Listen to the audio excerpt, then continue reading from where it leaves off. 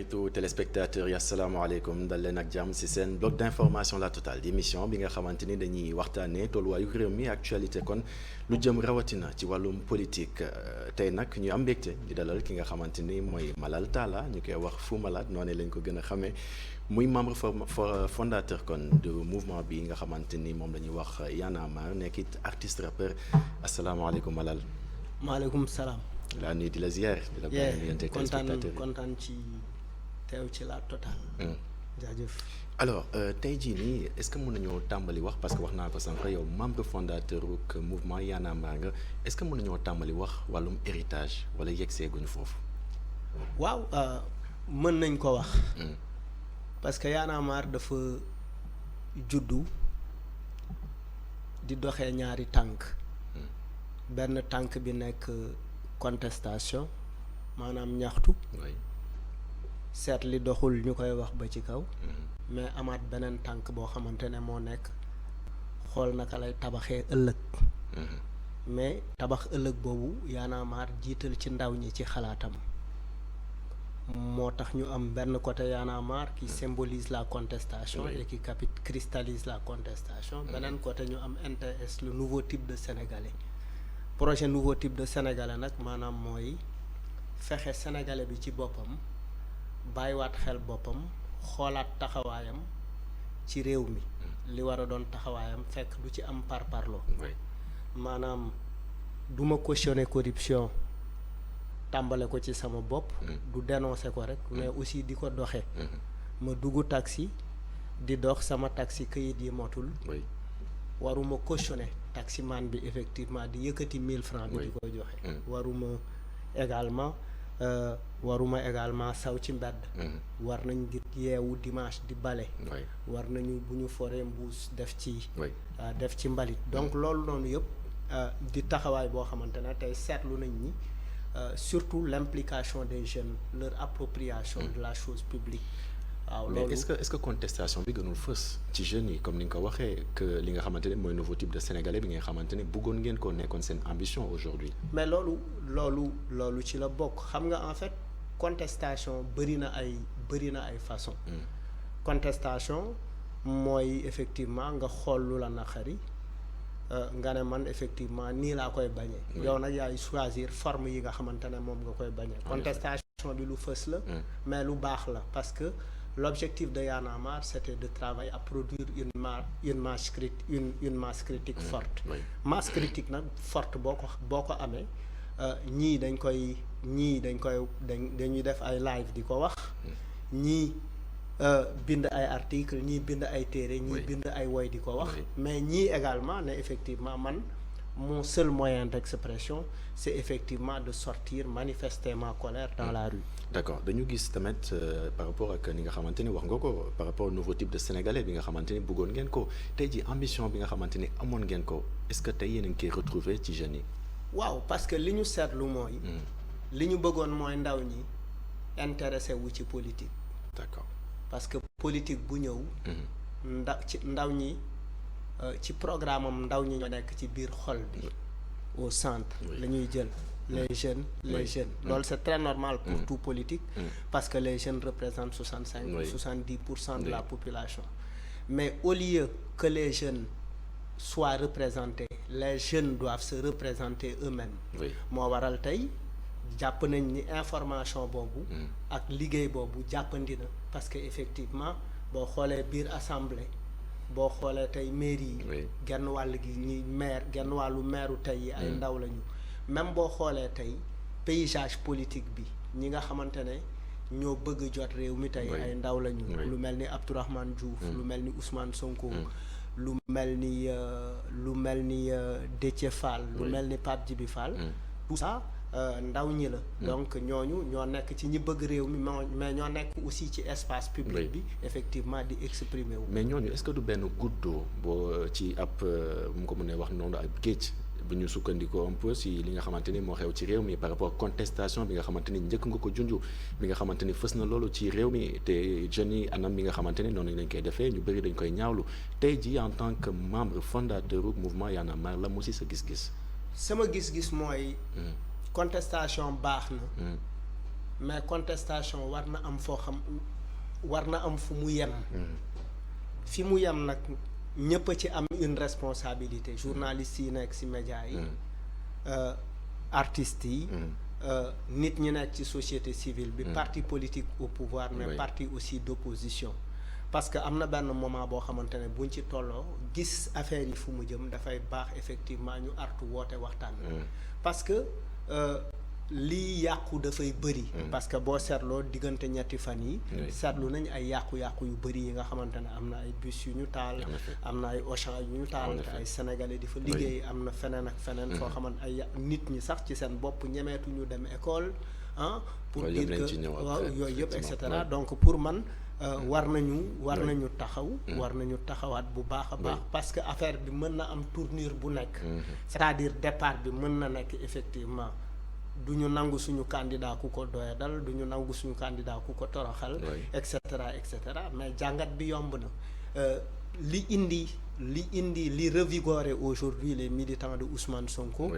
Ils se sont sentis abandonnés à la fois par la société civile mais également par la presse parce que booy xool ñu ngi naan la presse est complice bu presse bi relayer wul information bi ils se sentent abandonnés mais également surtout la dernière sortie de Barthélémy Diaz quand Barthélémy Diaz est sorti def une sortie démentir un certain nombre de choses effectivement indi na benn jaxasoo digganteem ak waa Pastef ba aujourd'hui il est considéré comme un traître donc ceux qui se réclament de Pastef se disent effectivement nous sommes esselés dans notre combat donc nous ne pouvons compter que sur nos propres forces donc nañu wane mais ce qui est sûr dama bëgg a rectifier rek ci benn affaire bu gàtt par rapport presse bi nga xamante ni wax nga ko presse si ay fait lay sukkandiku maanaam day gis ay mbir wax ko donc ñoom peut-être bu ñu gisee ne que presse da leen abandonné seen combat ça c'est vraiment benn jugement boo nga xamante li may wax mooy lu ma seetlu parce que danga ma laaj noo ko gisee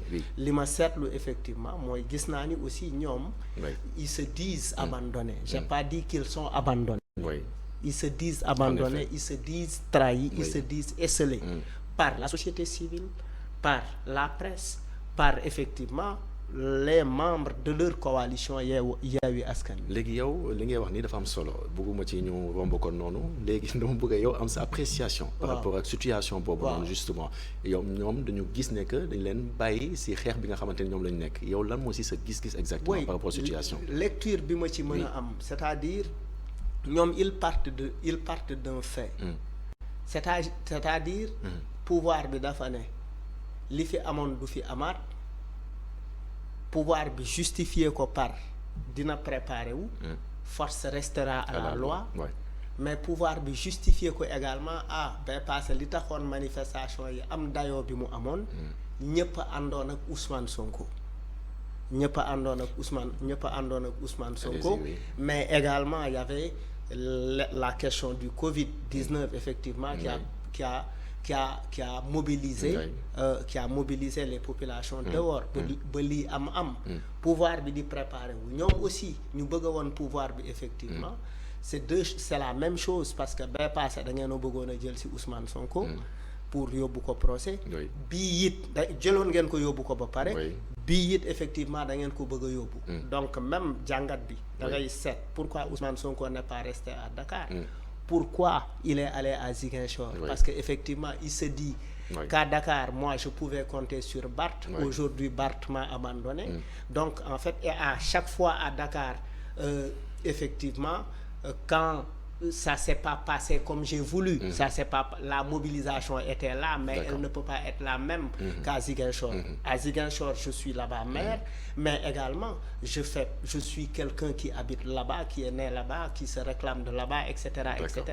donc en fait je suis de là-bas d'un point de vue sociologique donc man personnellement moo tax moom mu dem foofu noonu ngir protéger wu. en quelque sorte effectivement parce que effectivement lu wolof ngay daf ko wax ku xamul fi nga jëm da ngay dellu fi nga jógee waaw. muy mbir bu am solo si deuxième partie bi dañ gën a ñëw gën a yaatal li nga xamante ni moo jëm ci waxtaan wi jëm ci situation politique bi nga xamante ni en tout cas jamono ji yëngu na loolee nañ ci ñëw ci deuxième partie bi ak ki nga xamante ni mooy suñu gan Malal Talla lay wuyoo ñu gën ko xam ci turub Fou Malade di membre fondateur kon di mouvement Y'en a marre ñu ñëwaat léegi ci kanam tuuti gannaaw xibaaru 18h45 yi.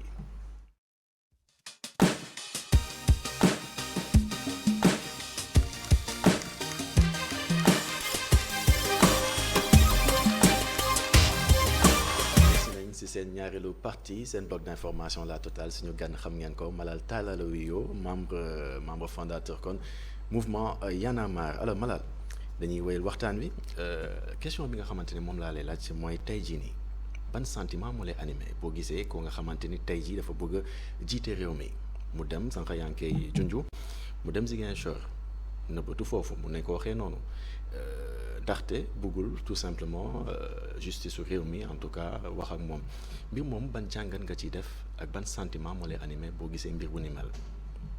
Yes déjà Ousmane Sonko à Ziguinchor ne doit surprendre personne. Ah oui. Et cela pour deux raisons. La première raison mooy c'est un wolof pour sénégalais yi gën a comprendre ouais. Ousmane Sonko dem Ziguinchor pour man c'est quelque chose de très normal parce que ñaari mbir moo tax mu war fa mën a dem wala sax ñett benn bi parce que mooy jiite localité ba boo nekkee maire fenn yaa fay président ba donc war nga fay dem pour conseil municipaux war nga fa dem pour effectivement. Mais est-ce que c'est le cas pour ce cas-ci? Non war nga fa damay expliquer lu tax mu war fa mën a dem. Bien sûr, oui. war na fa dem parce que effectivement foofu cosaanam la. war na fa dem effectivement parce que Ziguinchor u Sénégal yi. Bien sûr. Mais aujourd'hui booy analyser contexte bi. Pourquoi choisirul Dakar. pour ne man dootuma wuyu justice. choisirul par exemple toog Dakar. Il s'est passé entre-temps quelque chose à Dakar. Oui.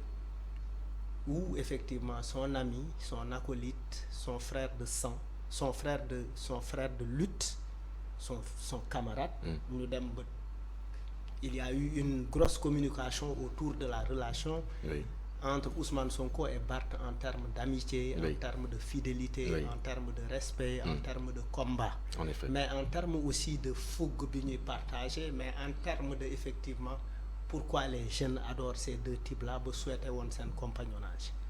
Récemment la sortie de Barth dafa perception bi ci ñenn ñi am mooy Barth a trahi Sonko. D'accord. Perception bi ci ñenn ñi am. waaw perception bi ci ñenn ñi am mooy Barth trahir na Sonko. Parce que Sonko est resté sur une ligne radicale en refusant le dialogue, etc. Et la sortie de Barth dafa génn ay éléments de discorde. Donc éléments de discorde yooyu mu génn. tax na les militants de Pastef aujourd'hui Barth n'est plus et aussi la personne à abattre. Donc te Barth mooy maire de Dakar en effet. Te Barth dans le dispositif de la lutte son mot d'ordre est important. Il n'a pas donné de mot d'ordre. Et depuis quelque temps sur les histoires de procès ou d'appel à la mobilisation on n'entend pas Barth d'un point de vue favorable. Ça communique le fait que le silence de Barth est favorable à l'État. D'accord. Et non à Barth. D'accord. Et non à Ousmane Sonko. Oui. Donc en fait ku xamul fi nga jëm da ngay dellu fi nga jógee. D'accord. J'ai demandé les voix de la population ziguinchoroise. Ils ont voté pour moi. D'abord d'un point de vue électoral. Man lañ àndal. Et d'un point de vue sociologique également fa la bokk. D'accord. Donc c'est très stratégique pour Ousmane Sonko d'aller effectivement d'aller à Ziguinchor. Xaar fa effectivement parce qu'il a dit que du ma wuyu. Et entre-temps l'internet a joué un rôle très important. Il y a eu beaucoup de fausses alertes sur GIGN mu ngi koy war a jëli et cetera donc affaire dañ koy jox beneen relan. En effet maanaam relan mën nañ ko sax jox un relan communautaire. mën nañ ne effectivement waaw ñun kenn du ñu humilier. kenn par exemple du ñëw fii. D'accord di jël Ousmane Sonko. mais bu ñu fàtte également Ousmane Sonko moom dafa bëgg a jiite réew mi tey jii mu ne du wuyu justice loolu tamit est-ce que du am impact ci ëllëgam moom. mais loolu dafa am. bu nee du wuyu justice. à mon avis il reste sur sa ligne. Ah oui. Même bu fekkee de temps en temps on peut noter quelques paradoxes. am na ay éléments de paradoxe yu ñu mën a souligner. Bien sûr. C'est-à-dire quand on fait appel. à une justice qu'on ne veut pas répondre, c'est paradoxal. Mais en même temps, Ousmane Sonko est à la fois républicain, mais il joue, n'oublions pas que c'est un acteur politique. D'accord. Il lui faut effectivement des positions politiques, des astuces politiques. Il a besoin de ça, des astuces politiques pour effectivement parce que la bataille de l'opinion c'est important dans cette affaire. Quand l'opinion bi àndal 6 mois perception bu fekkee dafa percevoir ni que justice bi effectivement daf ko bëgg a yóbbu à l'abattoir dañ ko bëgg a on veut l'éliminer politiquement jaarale ko ci justice effectivement lui il prend ses responsabilités à s'attaquer à cette justice là fexe opinion bi nekk de son côté et aujourd'hui c'est tout ce qui explique cette situation. Mais loolu est-ce que du dem ba mujj nekk en sa défaveur après bu jiitee réew mi par exemple. Oui loolu li lay dimbali tey mën na nekk sa gàllankooru demain c'est-à-dire on a vécu ça avec Abdoulaye Wade c'est-à-dire bu leen en étant chef en étant opposant farouche de Abdou Diouf il a dit bu leen policiers yi dóoree ay livres bu ñu leen sànnee ay lakk jël leen ay chaîne vélo et quand il a été au pouvoir il a eu des policiers et il ne pouvait pas dire ça et les gens lui rappelaient cela donc effectivement c'est quelque chose qui demain effectivement s'il arrive au pouvoir à moins effectivement qu'il travaille à ce qu'on ait une justice indépendante qui n'est pas à la commande de l'exécutif parce que aussi loolu mun nañ ko gis aussi mais loolu lépp lu ko indi mooy désobéissance civique bi nga xamante ni moom la wootee mbir moomu noonu nan nga koy jàngatee waaw mais xam nga désobéissance civile bu ko waxee c'est une posture de politique il dit qu'en fait je ne dispose de rien mais je dispose de ma popularité je dispose effectivement de bëgg bi ma ndaw ñi bëgg sans être intéressé les jeunes me suivent ont confiance en moi seen yaakaar là pour ëllëgu réew mi donc ñooñu lay waxal c'est à eux que je lance un message pour que effectivement ñu nekk bouclier pour man donc en fait loolu rek la mën a wax parce que pour lui s'il ne fait pas dans la désobéissance civile il se jette dans la gueule du loup et il ne veut pas se jeter dans la gueule du loup. Se jeter dans la gueule du loup mooy ñu éliminer ko ci élection présidentielle yi nga xamante ne foofu la ñu jëm. Carrément c'est-à-dire non c'est d'abord. En tout cas loolu la ñuy wax ñoom. Non se jeter dans la gueule du loup c'est peut-être se dire que si je vais à ce procès-là xëy na je ne serai pas emprisonné pour viol. Mais en fait mes détracteurs politiques. Seen objectif mooy que me présenter à la population comme quelqu'un effectivement qui s'inscrit en porte-à-faux avec ce qu'il incarne donc effectivement loolu d'abord la njëkk a bëgg a dindi mais également se dire que en fait je peux compter sur cette mobilisation pour participer aux élections parce que effectivement si force reste à la loi de l'autre côté mes militants ou ceux qui me soutiennent diront force reste à la rue. Analyse nga joxe man dama bëgg am sa position en tant que membre fondateur ak Y'en a marre ak ni nga xamante ni noonu la Ousmane Sonko taxawee jëm ci procès bi nga xamante ni mi ngi koy séq ak soxna soosu nga xamante ni mooy Adji Sarr procès bi nga xamante ni reporté nañ ko ci bésub ñaar fukki fan ak ñett ci weeru mai bi ñu jëm maanaam mardi prochain mbir moomu noonu séq ñaari nit séq ko. Juge bi jàpp ne que juge d'instruction jàpp ne que mbir mi dañ ko war a yóbbu chambre criminelle mbir mi di dox est-ce que warul tey jii nii gannaaw li nga xamante ni xew na yëpp nit yi si ñàkk seen bakkan ak mbir yu ni mel ñu dem vraiment ci tribunal ba ñu àtte mbir mi mu jeex benn yoon ngir ñëpp sénégalais yëpp mën a noppala ko. man li ma gëm mooy juger c'est comprendre. bi ñu njëkkee juger affaire Ousmane Sonko ak Mame Mbaye Niang. Quand l'avocat de l'État est sorti tubaab la mu ne Ousmane Sonko ne perd pas ses droits. ñu sentir qu'il y a un ouf de soulagement. bi procès bi di waaj a am dama ne bu ma sañoon procès bi dañuy confirmer li am bële passé. D'accord. kooku ça permet d'atténuer la tension. Ça permet de l'amortir. D'apaisement ça la ko tuddee woon. Oui, c'est-à-dire ça c'était super important pour moi. Maintenant. Ils sont allés en disant que oui le juge qui était là xool nañ ay postam ay publication c'est quelqu'un qui a fait c'est quelqu'un effectivement c'est un sympathisant de Pastef ou c'est un militant de Pastef donc effectivement après il y a eu appel et l'appel a été défavorable à Ousmane Sonko finalement il perd ses droits civiques mais li ma gëm mooy bu ñu tollee fenn fii juger c'est comprendre. Si je sais que si je vais arrêter si je t'arrête même si tu as tout faux su ma demee jëli la war la yóbbu procès même bu fekkee amul dëgg des vies humaines dinañ ci perte lu bëri su boobaa je vais revoir, je préfère effectivement annuler ce procès-là. D'accord. Parce que il faut protéger le Sénégal. Parce yow sa position mooy ñu annuler procès bi. Oui, à mon avis. Oui. Parce que pour man depuis combien de temps. lan la ñu procès bi jural. 2 ans et quelques ay nit yu génn àdduna. depuis 2 ans ay nit yu génn àdduna. Et ni l'opposition ni la société civile ni le parti au pouvoir. indiwul ay leeral ci nit ñooñu dee. c'est-à-dire on passe sur ces morts pour encore avoir d'autres morts. Il y en a eu ces derniers jours. Oui. Un policier, un gendarme en a perdu la vue, etc. La vie, etc., etc. boobu accident la ah. oui préciser nañ ko accident la waaw. oui d'accord mais dama ne. oui d'accord accident la. Oui. mais s'il n'y avait pas cette tension. s'il n'y avait pas cette mobilisation. du am panique. parce que xëy na ki doon dawal oto bi il a perdu le contrôle ba finalement jóge ci benn policier mu rey boppam wala xëy na sax policier bi def une mauvaise manœuvre de son arme effectivement mujj gaañ boppam.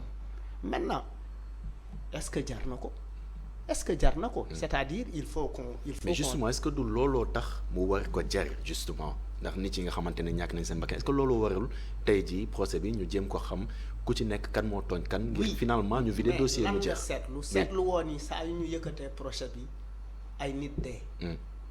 mais nañ ko bañ a yëkkati parce que au-delà de tout. tôt ou tard la vérité éclatera. évidemment. bés dina ñëw. la vérité éclatera. la vérité sur Maître Sèye. elle a éclaté.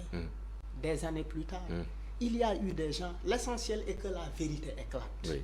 et que les Sénégalais sachent parce que kenn mënul ce qu'on fait kenn mënul différer la vérité mënul wéy on ne peut pas différer. c'est-à-dire fi mu nekk nii dañ nekk ci benn situation boo xamante ne ku ci nekk da nga taxaw sur une radicalité sur une extrémité. te extrémisme boobu pouvoir bi nekkee extrémisme boobu effectivement ñoom Ousmane Sonko nekkee dara baaxu si. c'est-à-dire dara baaxu si. c'est-à-dire finalement. c'est le Sénégal qui perd te après leneen di ci topp. aujourd'hui force reste à la loi. ñeneen ñi jàpp ne injustice la ñuy subir ak ñett et cetera et cetera. et aujourd'hui spécifiquement. les choses se passent à Ziguinchor. Des fois tu vois des gens mettre des noms sur les personnes qui décèdent on dit oui Diédhiou la sant Diatta la sant. woy nangam la sant. des choses à éviter oui. et ça nous mène vers en ça. effet, oui. Et cette affaire peut avoir une tournure beaucoup plus compliquée boo xamante ne sans précédent. En effet, oui. Elle peut avoir une tournure ethnique. nañu moytu loolu parce que Sénégal ce qui a fait sa beauté c'est toujours les Ndiaye on les appelle les Diatta. Les Diop on les appelle les Traoré. Les Mendy se marient avec les Mendy se marient avec les. en tout cas loolu problème amuñu ko te yàlla buñ ko musa am. oui c'est ça il ne faut pas qu'on aille vers ça. mais li leer mooy situation bi quand même yëngu na loolu situation sociopolitique bi doon na situation boo nga xamante ni yëngu na torop ñu ngi fàttaliku wala boog situation bi daf ñuy fàttali un peu li nga xamante ne moo xewoon en tout cas en 2011 ñu doon gis mouvement Y'en a marre tey jii daanaka seen baat jibatul torop lan mooy expliquer loolu. oui suñu baat mi ngi jib ci yeneeni baat. ki nga jàngal. mi ngi jàngale. maanaam. li nga jàng am nga ndongo. non ci kan concrètement. dama ne la mouvement Y'en a marre baatam mi ngi jib ci kan. oui mais mi ngi jib ci mouvement yi fi ne tey. d'accord. on a une mobilisation citoyenne très intéressante au Sénégal. D'accord. Depuis quelque temps. Et on a de plus en plus de jeunes qui s'intéressent à la politique. du ma ne lépp Y'en a marre a ko waral mais Y'en a marre effectivement à partir de Y'en a marre énormément de mouvements ont émergé. kon coow li yéen la. non ci lañ bokk. coow li du ñun dong. mais ci coow li lañ bokk. mais lu tax ma poser question boobu c'est important. Oui. parce que dëkk bi jamono ji coow li bëri na loolu. jeunes yi ñu leen di jox bi baaraamu tuuma ci ni nga xamante ni noonu la ñuy manifester ak anam yi nga xamante ni noonu la ñuy génnee seen i mer mbir yu ni mel donc da nga bëgg a wax ni mouvement Y'en a marre am na si rôle bi nga xamante ni. jeune ko ci dama ne lu mënti am. oui bu mobilisation amee. dem inscrire ci liste électorale yi am. oui. dem di yëkkati baat. di naan monsieur le maire lii nga ma digoon gisuma li nga ma digoon wala li nga ma digoon foo ci toll. wala nañu saytu koom-koomu réew mi. Oui. nañu fal nit ñi ndax seen compétence di leen fal ndax fi ñu far. Oui. loolu noonu mi ngi gën a am doole ci place publique bi. Oui. maintenant nag les manifestations buy am ñiy manifester souvent ñooy mesurer effectivement tolluwaayu lu leen naqari ak ay actions yi nga xamante ne moom la ñuy poser dans la rue parce que jàpp nañ ni effectivement loolu moo mën a reculer loo état mais li ma jàpp mooy war nañu taxaw avec beaucoup de responsabilité toutes les voix qui aiment le Sénégal et toutes les voix war nañu jóg effectivement il nous faut des voix alternatives les voix alternatives mooy les voix qui ne sont pas du tout partisanes mooy baat yoo xamante ne effectivement du péetee leen tax ñuy wax ay baat yoo xamante ne ay baat yu wóor la. mais li ngay wax ni c'est important mais malheureusement aujourd'hui ñooñi d'habitude boo koy jibee yëkkatee société civile la ñuy xalaat. waaw mais aujourd'hui société civile la ñuy jàpp ne que dafa far également. waaw non loolu société civile bu ragal bi la ñu foog ne société civile boobu dafa far. parce que société civile muy parti au pouvoir comme parti politique d'opposition nañ ko mettre ci benn sas bi ñu ko teg attanu ko maanaam yow saa yoo waxee.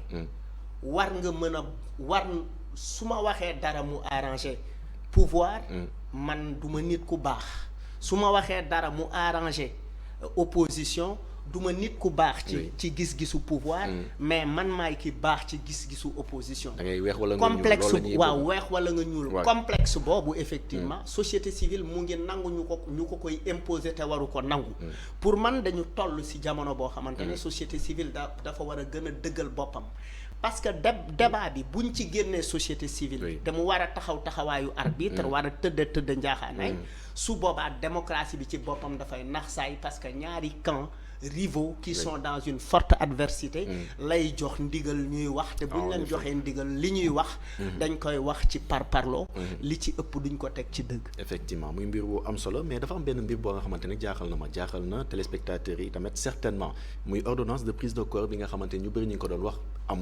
loolee amul jëm ci Ousmane Sonko nga xamante ni en tout cas mi woon ca Ziguinchor coow li finalement yow boo ko doon expliquer tey lan ngay wax exactement coow li nga xamante ni moo xew mais li ma la wax la mooy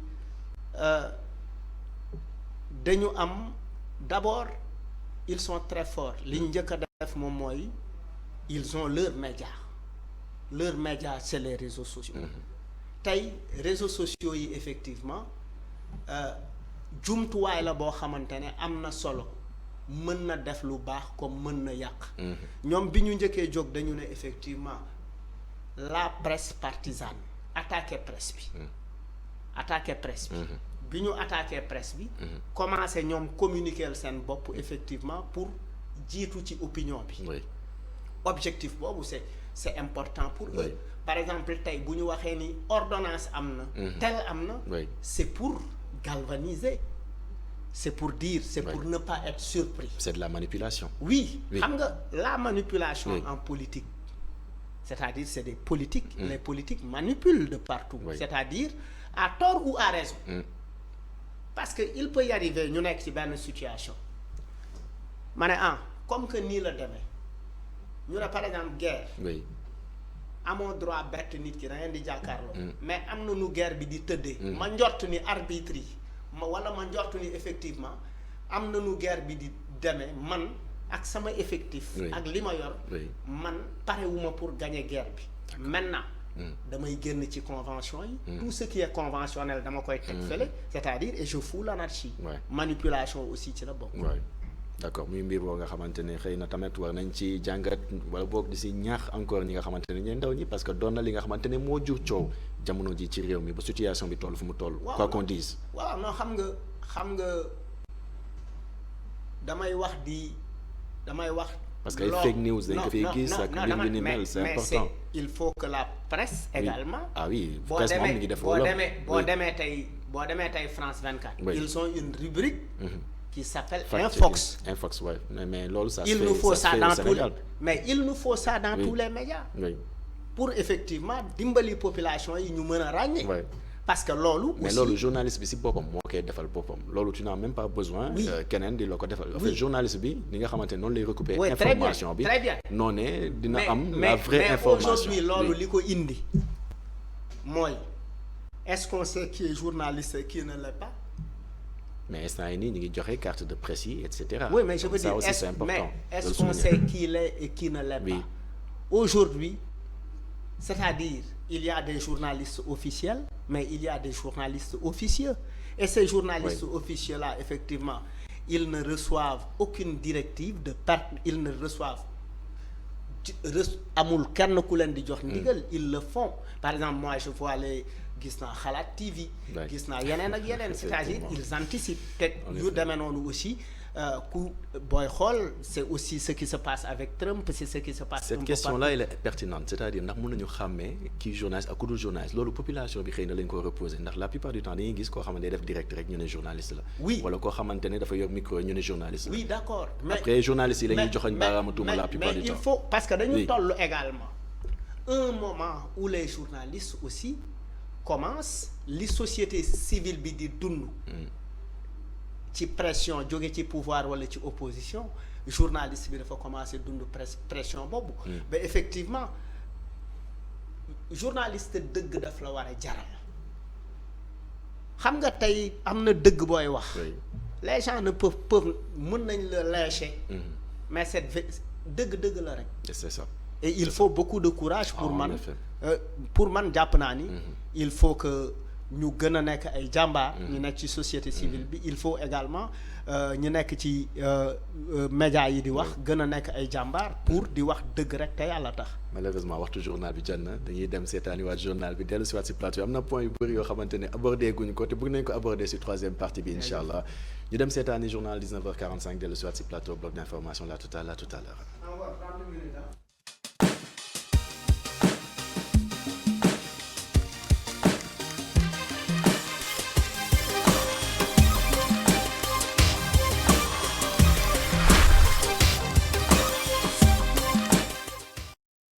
si troisième partie bloc d'information la totale suñu gan Malal Talla alors dañuy ñëw waxtaanee un peu ci école yi nga xamante ne saa su manifestation amee daanaka école yi dañuy tëj ñi nga xamante ne tamit ñoo si loru di ay ndaw ci manifestation yi est-ce qu'on a touché le fond, c'est-à-dire est-ce que on a franchi vraiment la ligne rouge aujourd'hui? waaw génn ndaw ñi ça a toujours été une stratégie pour les manifestants. C'est-à-dire oui, c'est-à-dire ça a toujours malheureusement oui moom moo tax dama ndaw yi rek ñooy génn àdduna pratiquement ci manifestation. Yes, mais je veux dire en fait ce que cherche un manifestant à travers une contestation pour ñu mën a dégg pour ñu mën ko bàyyi xel c'est de rendre la situation compliquée. Rendre la situation compliquée mooy frapper fort à travers lii am comme action ak ay yàqu-yàqu. taal nañu fii ay bus taal nañu fii ay Auchan. loolu pour ñoom pour le manifestant ça peut faire reculer effectivement maintenant nag on ne peut pas dire forcément mën nañ ne manifestation mooy créer loolu mais on ne peut pas tout le temps dire que il y a des gens qui manifestent simplement. Mais il y a d'autres aussi qui se greffent aux manifestants pour venir dérouler seen projet. C'est-à-dire il y a à chaque fois le projet du manifestant boo xamante ne démocratie casse injustice moo ko tax a jóg mais il y a derrière ce manifestant quelqu'un boo xamante ne la manifestation est une opportunité pour moom pour effectivement mu bëgg a mu doxal projet boppam. tey ñu gis école yi daanaka communiqué bi léegi laa ko jot école yi foofee ca Ziguinchor diggante le 19 jàpp le 25 dañ koy tëj foofu muy mbir woo nga xamante ne perte la ma sa gis-gis. waaw parce que. ndax école yi tout le temps ñoo ciy loru. parce que non seulement école yi ay outils de mobilisation la parce que bu xale yi jàngee. ñu génne leen les enfants vont rejoindre la foule. Ça va créer un effet de masse. Ce qui fait que effectivement la police ne peut pas contrôler partout, ne peut pas gérer les manifestants. Ce qui veut dire c'est pour créer une situation boo xamante ne compliquée na pour effectivement que la manifestation puisse. Mais au-delà de l'analyse yow lan aussi sa gis-gis exactement. Oui mais sama gis-gis mooy waruñu toll foofu. Li tax waruñu fi toll mooy ça a un impact négatif sur le commerçant qui tient son commerce. boo xamante ne yoonam nekkul ci affaire yi ça dina yàqal élèves yi jàngi effectivement dina téye dëkk bi ci benn situation bu compliquée. Maintenant mais globalement ça permet ki nga xamante ne moo génn di doxu ñaxtu ñu mën ko dégg sur le plan national comme sur le plan international pour que nit ñi aussi se sentent qu'ils sont concernés. C'est pour cela que effectivement muy demee noonu. mais tamit dañu gis ne ay ndaw ci génn àdduna ngeen baal ma ay ndaw ñooy génn àdduna ci manifestation rawatina bi nga xamante ni génn nañ ko boobee boo ko gisee lan moo si sa yëg-yëg aujourd'hui. waaw sama yëg-yëg mooy yëg-yëg bi ci ñëpp di am naqar ak tiis parce que kenn ñaanul yàlla effectivement di rotloo ay bakkan wala di gis ay bakkan yuy rot surtout quand il s'agit d'enfants. Moi j'ai écouté le témoignage de la personne qui a perdu son enfant hier, donc affaire bu metti la. Je me disais que ma fille peut être dans cette même situation, mon garçon peut être dans cette même situation. Moo tax ce qui s'impose aujourd'hui c'est forcément un dialogue. Il faut que nit ñi toog waxtaan. kon dialogue bi nga xamante njiitu réew mi Macky Sall lancé na ko jàpp nga ni ñi nga xamante ni ñooy woy politique yi war nañu wuy ci dialogue boobu ngir jéem a fexe jàmm am ci réew mi. Pour man il faut en faire un dialogue social, un dialogue national. D'accord. C'est-à-dire mu bañ a nekk benn dialogue boo xamante ne c'est simplement un dialogue qui va regrouper des partis politiques qui vont parler de leur éligibilité, qui sont intéressés par exemple par aller. Il faut parler du pays, il faut parler surtout en priorité de cette tension-là. Il faut évoquer le procès, il faut évoquer la situation de Sonko Adji Sarr, il faut évoquer la situation de Mame Mbaye Niang Sonko Adji Sarr quand même ñaari privé la quoi qu'on dise. Oui, mais dafa am un impact. C'est un truc privé qui finalement dafa am benn impact public moo waral effectivement socio-économique et cetera moo tax nit ñi war ko waxtaanee. C'est-à-dire man bu fekkee dama décider takk jabar ji nar a diviser sama famille sama taaw gàddaay sama caat ne ma bàyyi naa la yaayam naan ndoxum linjaan su boobaa effectivement damay bàyyi takk deuxième femme bi. effectivement muy ay kàddu yoo xamante ne malal taala kon ndoxu linjaan ba xam naa après ces émissions yi bu ko expliquer davantage mais li mu bëgg a laaj mooy nan la ñu war a def tey ba jeunesse bi nga xamante ni toll nañ ci lu toll en tout cas c'est 65% pratiquement nan la ñu war a def jeunesse bi mu doon atout au lieu que mu doon loo nga xamante ni day gàllankoor li nga xamante ni mooy réew mi. waaw Farel Ballo dafa doon wax ni la jeunesse ne doit pas être un fardeau, elle doit être un outil. Oui. C'est-à-dire qui construit, qui développe, qui s'exprime. En effet. Et pour que cette jeunesse effectivement s'exprime, pour que cette jeunesse effectivement ñu mën ko jëriñoo, il faut que ñu mën ko déglu. On est suffisamment oui, je veux dire en fait, il faut encore plus de jeunes à des niveaux de responsabilité. D'accord. Ça va pousser les autres jeunes à avoir de l'ambition. C'est important quand on est jeune qu'on ait de l'ambition. En effet. Parce que les jeunes ont besoin d'être formés. Les jeunes ont besoin de travailler. Ils ont besoin d'emploi. Jeunes yi dañu bëgg ku leen tàggat ci ay métiers. ñu mën a jëriñ seen bopp jëriñ seen askan jëriñ seen réew. Jeunes yi dañu bëgg liggéey. Xaalis bi ñuy jël ne pour ndaw ñi la dañ koy def ci ndaw ñi. Xaalis bi ñuy wax ni effectivement def nañ ko ci tabax hôpital wala tabax école effectivement na fekk ni loolu dëgg la. C'est-à-dire il faut que yooyu ñu bàyyi ci xel parce que bu ñu gérer wul jeunes yi les jeunes finiront par nous gérer nous-mêmes et nous gérer nous-mêmes su boobaa dafay compliqué. C'est-à-dire jeunesse bi si on ne s'en occupe pas elle va s'occuper de nous. Elle va s'occuper de nous avec sa manière. C'est-à-dire parce qu'elle se sent trahie, elle se sent abandonnée. On n'en fait pas une priorité. Une jeunesse elle doit être une force pour un pays. Dafa war a nekk doole pour askan. Dafa war a nekk doole pour réew, doole pour tabax, doole pour jëmale réew mi, jële réew mi point A yóbbu ko point B. mais bu ñu déggee discours ñi nga xamante ne ñooy homme politique yi on n'a pas cette impression, c'est-à-dire à chaque fois bu ñuy woo ndaw ñi la plupart du temps c'est pour ñuy xeex pour ñuy génn wala boog ñu nekk ci réseaux sociaux yi di saagante di xarabante loolu la ñuy gën a seetlu constat bi malheureusement loolee moo ci gën a fës. c'est-à-dire pour man approche politique bi gën a baax moom mooy aborder politique pas de manière clanique. C'est-à-dire un parti politique ne doit pas être un clan. Un parti politique doit avoir un projet de société. Un parti politique on ne doit pas, c'est-à-dire messianisme jeex na. Il faut que les politiques mettent dans la tête des jeunes que dëkk bi ñoom ñoo koy tabax. Que dëkk bi lu ñuy tabaxandoo la. Il n'y a pas de personne qui va descendre au Sénégal, quelles que soient ses compétences, quelle que soit son intelligence, ak lépp lu ko munti yàlla mënti may. Réew dañ koy tabaxandoo ak doomi réew mi. Ku ne ci xalaatam, ku ne ci xam-xamam, ku ne ci gis-gisam. Ba pare ñuy doxal ay mbir yu leer, c'est-à-dire askan musul laaj. Le peuple sénégalais n'a jamais demandé à un dirigeant pour mu defal ko loo xamante ne dirigeant bi mënu ko. Il faut que ceux qui nous dirigent, ñi nga xamante ne dañu bëgg réew mi ak ñi yor réew mi, ñuy wax askan wi lii laa am, lii mooy sama yéene pour def ko pour réew mi. Te loolu pour ma def ko boo leen ci jàppul du sotti. Il faut que askan wi qu'il se sente impliqué.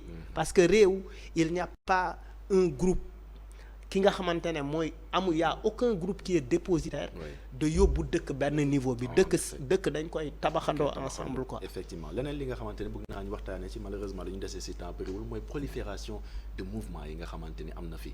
C'est un atout wala inconvénient la? Waaw xam nga. bu mu mooy cité M2D Diamaguène 3e mandat F24 groupe de facilitation bi nga xamante ne génn na temps yi ngir jéem a fexe jàmm ci réew mi nga xamante ne Alioune Tine en tout cas dégg nañ ci turam, Ibrahima Bakhoum ak ñoom seen mouvement yu bëri yooyu atout la wala inconvénient la? Waaw ku ci nekk xëy na ak sa mission. Waaw am na yoo xam ne quand même objectif yi xaw nañ. waaw c'est-à-dire xam nga bu ñoom Alioune Tine bi baax na. Parce que effectivement dafay wax ni Diamaguène 3e mandat. Dafay wax ni aussi nañu fexe, parce que Alioune Tine à son âge on ne peut plus le retrouver dans la rue. du sax rôle am. Son rôle c'est effectivement def lu tolloog ay atam, mooy effectivement fexe que les deux camps puissent discuter ensemble dans la vérité, dans la sincérité. Leneen li ci topp mooy oui il y a benn mouvement bu tudd Force Vive. F24 effectivement qui est contre le 3e mandat, boo xamante ne am na ay partis politiques, am na ay mouvements de la société civile. Ñooñu aussi nañu fexe ba que cette question nekk au cœur de la question. F24 nga bokk ci, nga baal ma dagg la tuuti, ndax bee passé yaa ngi wax ne da nga dégoûté pratiquement. bi nga gisee coow li nu mu amee mbir yooyu. Waaw parce que dama jàpp ni waruñu bàyyi politique yi gérer leadership bu affaire bi, parce que buñ ko gérer dañ koy dévoyer.